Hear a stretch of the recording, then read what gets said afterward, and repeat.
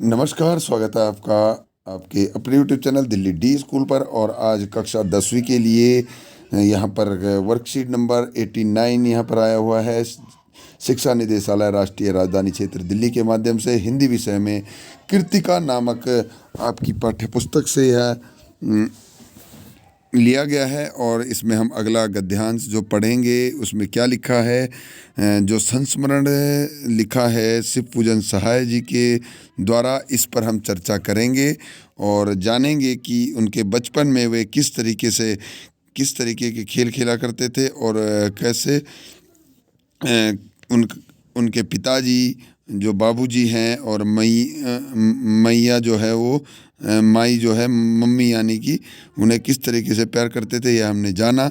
और आगे देखते हैं कि यहाँ पर लेखक क्या लिखते हैं। तो चल यहाँ पे देखते हैं, शुरू करता हूँ मैं पढ़ना। इसे अच्छे से सुनिएगा, समझिएगा और इसके प्रश्नों के उत्तरों पर भी हम चर्चा करेंगे, तो उन्हें भी ध्यान से सुनिएगा। तो चलो मैं शुरू करता हूँ कि थोड़ी देर में मिठाई की दुकान बढ़ाकर हम लोग घरौंदा बनाते थे। घरौंदा यानी कि घर, ठीक है।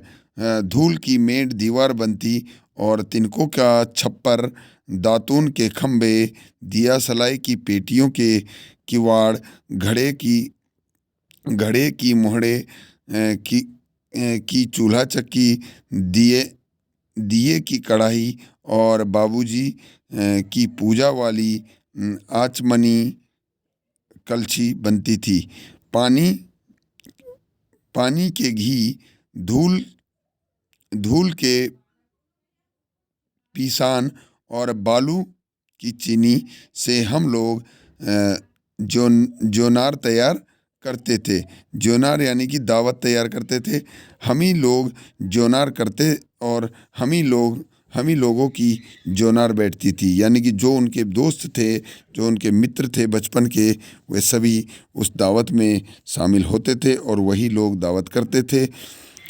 जब पंगत बैठ जाती थी, पंगत यानी कि पंक्ति जब बैठ जाती थी खाने के लिए, यानी कि तब बाबूजी भी धीरे से आकर पांत के अंत में जमीन में जीमने के लिए बैठ जाते थे, यानी कि भोजन करने के लिए बैठना, जीमने यानी भोजन करने के लिए बैठ जाते थे। उनको बैठते बैठते देखते ही हम लोग हंसकर और घरौंदा बिगाड़ कर भाग चलते थे।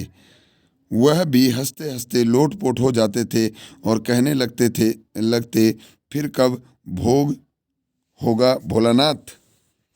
तो ये यहाँ पर गद्यांश है। अब इससे संबंधित कुछ प्रश्न हैं, उन पर हम चर्चा करते हैं। या आप समझ गए होंगे कि जो खेल थे उनके किस तरीके के थे, कि पहले मिठाई की दुकान बनाते थे, दुकान बनती थी, उसमें मिठाई बनाई जाती थी, पिछले वाले कार्यपत्रक में हमने पढ़ा। और आगे फिर क्या करते थे, घरौंदा बनाया करते थे। और जो है कि क्या क्या करते थे घरौंदे में, सारी चीज़ें यहाँ पर लिखी हुई है कि घी किसका बनता था, पीसना, चूल्हा ठीक है, कढ़ाई, ठीक है, चक्की, किवाड़ कैसे कैसे बनाया करते थे, उस पर यहाँ पर बताया गया है। और साथ ही उनके बाबूजी जो थे वे भी उसमें शामिल होते थे और अंत में वे, जैसे कहा गया है कि वे हंस हंस कर लोटपोट हो जाते थे और वे भाग जाते थे। शायद उनको शर्म लगती हो या वे उसमें थोड़ा अपना मजाक सा उड़ता देख, मजाक होते देख वो वहाँ से भाग जाते थे। तो आगे देखते हैं प्रश्न पद कि लेखक अपने बचपन में किन किन खेलों की बात कर रहे हैं। अब देखिए पहला प्रश्न ही वही आ गया,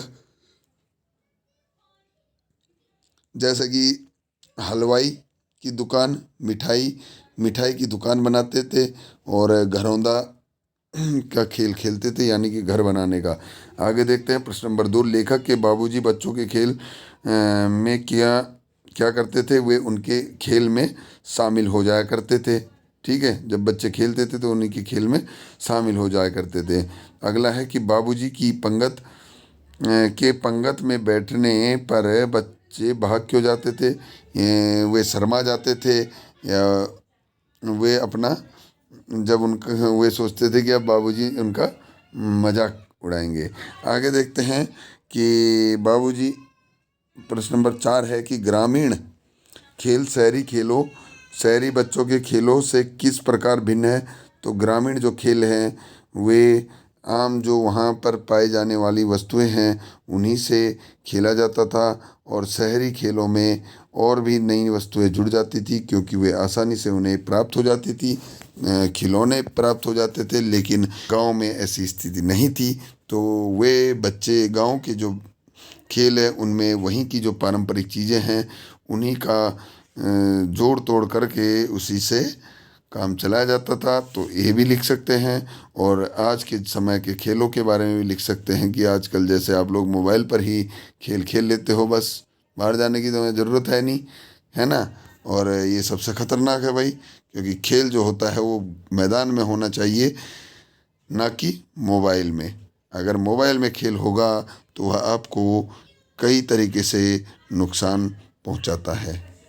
अब देखते हैं एक गतिविधि है आपके लिए कि आप अपनी हमजोली में कौन से खेल खेलते हैं। हमजोली यानी कि अपने दोस्तों के बीच में कौन सा खेल खेलते हैं। किसी खेल के बारे में 40 से 50 शब्दों में बताएं और यह भी बताएं कि वह खेल आपको क्यों पसंद है। तो उस खेल के बारे में बताइए जिस खेल को आप अपने दोस्तों के साथ, अपने मित्रों के साथ खेलते हैं।